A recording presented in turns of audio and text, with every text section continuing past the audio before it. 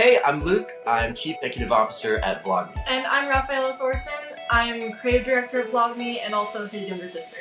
So Vlogmi is a social media platform built entirely around the concept of sharing genuine, authentic, and original behind-the-scenes content. One of the biggest things that I get a lot of praise for within a lot of angel investors that I talk to and a lot of other startup founders is how significant our data room is. One of the things that I think Newchip has helped me a lot with is being more comfortable speaking about Vlogmi's fundraising.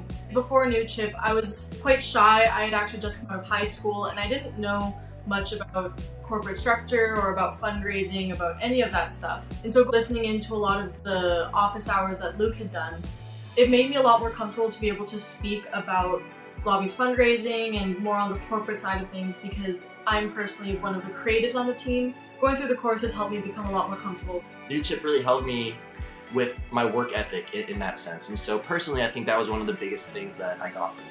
Newchip was really the template that I used for building my data room. Not only do we have all this stuff thought out and figured out, but it's in a place that's easily laid out for any investor or any potential partner that wants to work with us to see. I would say that that's one of the biggest things as a company that we have gained.